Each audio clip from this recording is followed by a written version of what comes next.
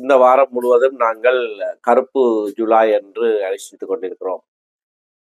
கடந்த 40 வருடங்களுக்கு மேலாக 1983ஆம் ஆண்டு ஜூலை மாதத்திலே 24ஆம் தேதியிலிருந்து 29ஆம் தேதி வரைக்கும் தமிழ் மக்களுக்கு எதிராக கட்டவிழ்த்து விடப்பட்ட பாரிய வன் செயல்களை நினைவு கூறுகிற ஒரு வாரமாக இதனை நாங்கள் அனுஷ்டிக்கிறோம். இந்த வாரத்திலே பல காலமாக பல தசாப்தங்களாக தமிழ் மக்களுக்கு எதிரான வன்முறைகள் நடத்தப்பட்டு வந்து இறுதியிலே 83ஆம் ஆண்டு மிக மிக மோசமான வன்முறை கட்டவிழ்த்து விடப்பட்டது. அரசு இயந்திரங்களினாலே அரசாங்கங்களுடைய நிகழ்ச்சி நிரலிலே தான் இந்த வன்முறைகள் காலத்து காலம் நடைபெற்று வந்திருக்கின்றன. 50ஆம் ஆண்டுகளிலே, அதன் பின்னர் 77ஆம் ஆண்டு, 81ஆம் ஆண்டு என்று சொல்லி தொடர்ச்சியாக தெற்கிலே வாழுகிற தமிழ் மக்களுக்கு எதிரான வன்முறை பிரயோகிக்கப்பட்டிருக்கிறது. அந்த வன்முறைகளிலே ஒரு முக்கிய விடயத்தை அவர்கள் கண்ணும் கருத்துமாக அவதானித்திருக்கிறார்கள். அது தமிழ் மக்களுடைய பொருளாதாரத்தை சீரழிக்கிறது. எங்களுடைய வர்த்தகர்கள், பொருளாதாரத்தை நிமித்தி வைத்திருந்தவர்கள், அவர்களுடைய வர்த்தக ஸ்தாபனங்கள், கடைகள் எல்லாம் தீக்கிரையாக்கப்பட்டிருக்கின்றன. ஆகவே இந்த அரச நிகழ்ச்சி நிரலிலே தமிழ் மக்களுடைய பொருளாதாரத்தை அழிப்பது ஒரு பெரிய முக்கிய பங்காக இருந்திருக்கிறது. இப்பொழுது நாடு வங்குரோத்து அடைந்திருக்கிறது. தங்களுடைய பொருளாதாரத்தையும் சீரழித்து விட்டார்கள். எங்களை அழிப்பதாக நினைத்து கொண்டு இறுதியிலே நாட்டினுடைய பொருளாதாரத்தையும் சீரழித்திருக்கிறார்கள். எங்களுடைய வர்த்தகர்களுடைய பொருளாதாரத்தை அளித்தது மட்டுமல்ல, அதன் பிரதி பலனாக பல ஆற்றல் உள்ளவர்கள் நாட்டை விட்டு வெளியே போய்விட்டார்கள். அவர்கள் தனவந்தர்களாக வாழுகிறார்கள். இந்த பிரச்சனைகளினாலே, இந்த வன்முறைகளினாலே தான் நாட்டிலே அதுக்கு பிறகு ஒரு 3 தசாப்த யுத்தமும் நடந்து அதற்கும் பலவிதமான செலவினங்கள் ஏற்பட்டன. இந்த வன்முறைகள் நடைபெறுகிற காலத்திலே கொழும்பிலே வாழ்ந்தவன் என்ற ரீதியிலே எனக்கு நேரடியான அனுபவங்கள் உண்டு. 77ஆம் ஆண்டிலே அரசாங்கம் வன்முறையாலே பாதிக்கப்பட்டவர்களை தொடர்ச்சியாக தலைநகரிலே வைத்து பாதுகாக்க முடியாது என்று சொல்லி எங்களை எல்லாம் விமானம் மூலம் யாழ்ப்பாணத்துக்கு அனுப்பி வைத்தார்கள் இலவசமாக.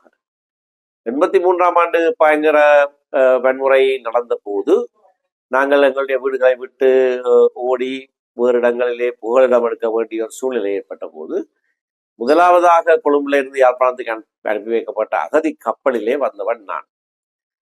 3 நாட்களாக தொடர்ச்சியாக எதுவித உணவும் இல்லாமல் வந்திருந்தேன். ஏனென்றால் 29ஆம் தேதி அந்த கப்பல் துறைமுகத்தில் இருந்து புறப்பட இருந்த வேளையிலே மிக மோசமான வன்முறை கட்டவிழ்த்திடப்பட்டு பலர் கொல்லப்பட்டார்கள். ஆகையினாலே கப்பல் இனிமேலும் துறைமுகத்தில் இருப்பது பாதுகாப்பில்லை என்று சொல்லி உணவு இல்லாமலேயே கப்பல் புறப்பட்டது.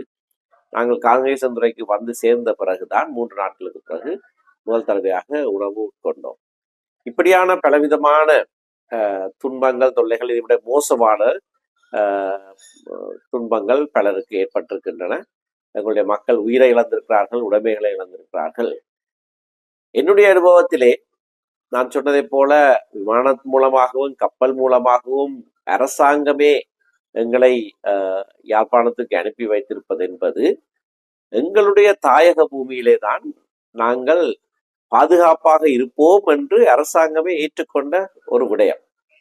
பல இடங்களிலே நான் தெற்கிலே சிங்கள மக்களோடு பேசுகிற போது இதை சொல்லி இருக்கிறேன். ஹோம்லேண்ட் அல்லது தாயகம் என்று சொல்லுகிற போது அது சிலருக்கு பிடிப்பதில்லை. நான் இந்த உதாரணங்களைத்தான் சொல்லுகிறேன். இது என்னுடைய ஹோம், என்னுடைய தாயகம். ஆனபடினால்தான் இங்கே நான் பாதுகாப்பாக இருப்பேன் என்று அரசாங்கமே ஏற்றுக்கொண்டு என்னுடைய வீட்டுக்கு அனுப்பி வைத்திருக்கிறது இந்த 2 தருணங்களிலேயும். ஆகையினாலே நாங்கள் வடக்கு கிழக்கு எங்களுடைய தாயகம் என்று சொல்லுவதை இலங்கை அரசாங்கங்களே, மாறி மாறி வந்த அரசாங்கங்களே ஏற்றுக்கொண்டிருக்கின்றன. அதுதான் உண்மை.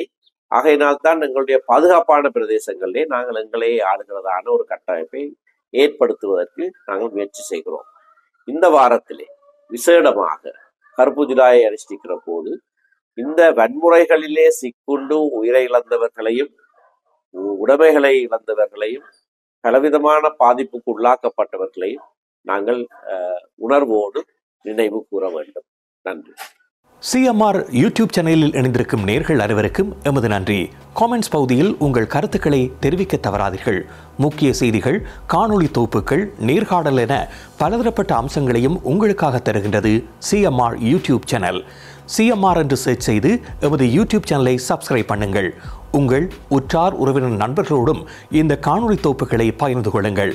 அருகில் இருக்கின்ற முக்கிய காணொளி தொகுப்புகளையும் தவறவிடாமல் பாருங்கள்.